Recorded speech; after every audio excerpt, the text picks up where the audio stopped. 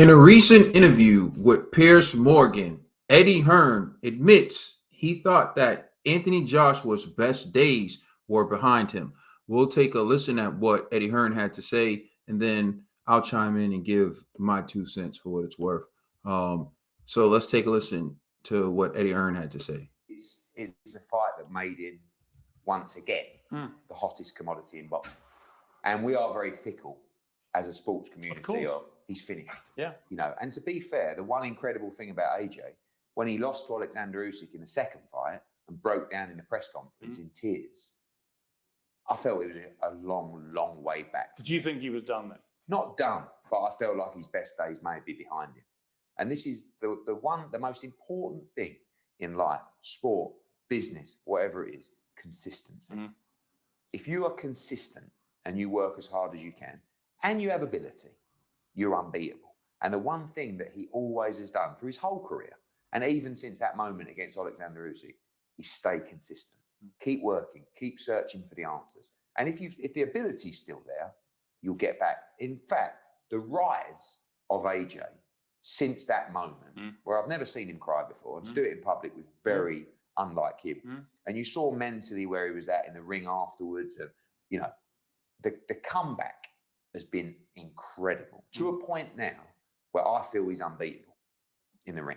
To a point where... You think he beat Tyson Fury? Every day. I've always thought he beat Tyson Fury, but right now, I have absolutely no doubt he knocks Tyson Fury out. Who's ever done that? So that's what Eddie Hearn had to say. This video appears courtesy of Piers Morgan Uncensored. Subscribe to Piers Morgan Uncensored as I just did. And you can hit the bell for notifications. So now we'll discuss his comments. So he said he thought AJ's best days were behind him. And at the time, I think that it was understandable to feel that way. But he did touch on something that I've been saying for a very long time. Anyone can lose. It is how you lose that matters, right? There are going to be close fights where you may not get the decision. There are going to be some robberies. It's going to count as a loss, but is it really a loss? It's how you lose and how you perceive that fight that really matters, right? So you look at some of the best fighters in history, they got better after losses. Take Lennox Lewis, for example. Lennox Lewis had a very bad loss early in his career to Oliver McCall. He got better after that loss. He had a bad loss to Asim Rahman. He got even better after that loss. And you're talking about knockout losses for Lennox. Bernard Hopkins lost his first professional fight.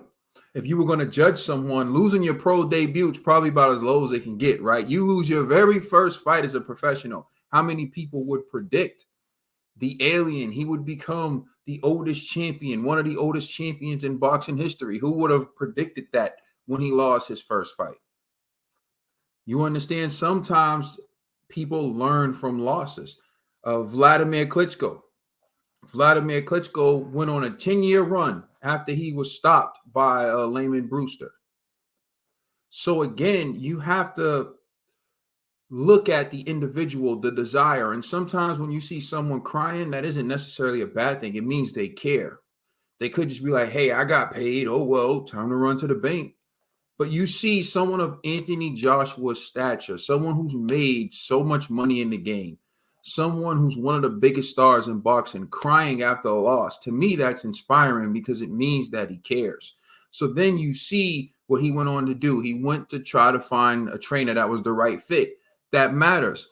Take Lennox Lewis again and take Vladimir Klitschko again. Two guys who were knocked out. They got with Emmanuel Stewart, and he was able to revive their career. He was able to teach them how to utilize their attributes, which Emmanuel Stewart was great with tall, rangy fighters, teaching them how to use their height, how to use their jab, and how to drop a sledgehammer right hand. From Thomas the Hitman Hearns, like I said, to Lennox Lewis, to Vladimir Klitschko. That was his specialty. So you get with the right trainer can get you to use your attributes as best as you can. I never understood why Anthony Joshua was trying to box Usyk. If it was a boxing match, Anthony Joshua had no chance. His only chance was to go in there and get after Usyk and try to utilize his power advantage, his strength advantage, his weight advantage. And if that failed, he was going to lose the fight anyway. So you might as well go out trying to highlight and impose your best attributes on the fighter, which he didn't do, which to me is Fury's only chance of being Usyk as well. But we'll give our prediction for that fight when the time comes. But yeah, in boxing, fans are fickle. Fans act like one loss tarnishes a fighter for the rest of their career. And I just don't agree with that. Sometimes a loss can make you. Floyd Mayweather was undefeated, but there were two defining moments to me for Floyd. One was when he didn't win the gold medal. And the second, people probably won't realize this, but there was this sparring session going around. I think the guy's name was Paul Sephora or something like that. And he had beaten Floyd up in a sparring session. And the video made rounds. And, there were people who were saying, nah, that's not really Floyd. And there were people who were like, nah, that's Floyd. And you can see a video of Paul when he's older going up to like Mayweather Sr. begging for the fight with Floyd. It was kind of sad to see the condition that Paul was in. But Paul was saying how, like, you saw what I did to him in the sparring session. It was almost reminiscent of Dewey from the movie The Fighter, involving Mickey Ward. And he's like, I knocked Ray Leonard down. But the point is, after that sparring session, Floyd Mayweather made sure he stayed in condition all year round, because Floyd was someone who hated to lose. He hated to lose around. He hated to lose. He did not like to lose. So losing in the Olympics gave him the fire to become even better as a pro. And then that sparring session making the rounds where someone could actually show them getting the better of Floyd, it forced Floyd to stay in shape year round. So that's why you never caught Floyd out of condition, because he never wanted to suffer another sparring session like he did with Paul Sephora. And it's also part of the reason why they're like, no cameras, no recording, because people try to make a name off you during sparring sessions when you're at the top. One good round, they're going to show it. A good 30 seconds, they'll chop it up and then they'll show it. So yeah, it's one of those deals where I feel like if you're about it, if you love it, if you're hungry, if your goal is to be the best, a loss will just make you better. Look at Esau Pitbull Cruz.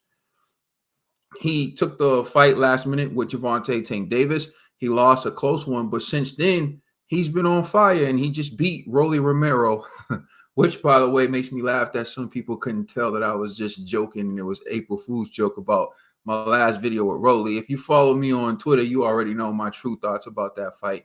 But anyways, another thing I find crazy is a trolling video gets more views than real deal videos. So I make a video trolling and joking. That video gets more views and more comments than videos of a real actual take. And then you start to see why people troll on the internet, because people actually pay more attention to the trolls than when you really try. But anyways, I saw that to say, it doesn't surprise me that boxing fans thought AJ was washed. It doesn't surprise me that Eddie Hearn thought that Anthony Joshua's best days may have been behind him. But all you have to do is look at one of Anthony Joshua's peers to see you can't write people off. Look at Joseph Parker. It looked like Joseph Parker was on the downside. He had a lackluster performance against Junior Farr. The people who fought Junior Farr after just straight washed him.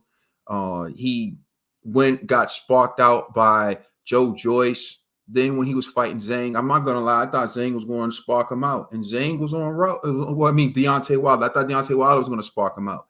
And he went in there and dominated Deontay Wilder. Never let Deontay Wilder get comfortable. And then when he was going to fight Zhang, I was like, okay, it's back to normal for Parker. In his heart, his will, he got dropped twice, but he got up and won.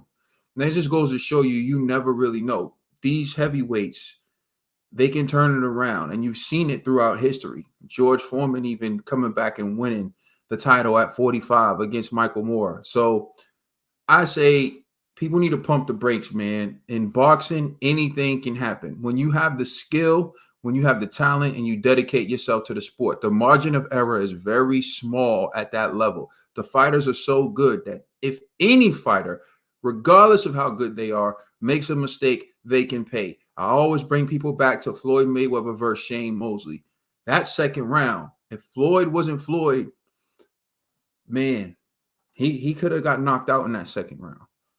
He could have got knocked out in that second round. But he was Floyd. He wasn't too proud to hold. He was smart. He knew how to survive. And then he came and showed the dog that he had inside of him. But the point I'm making is even one of the best defensive fighters, arguably the best defensive fighter ever, could still get caught because the margin of error is that low. The window for errors is that low at the top. So that's why anyone can beat anyone on any given night, especially when you're talking about the championship level. So does it shock me that Eddie Hearn thought Anthony Joshua was washed after the Usyk fight? No.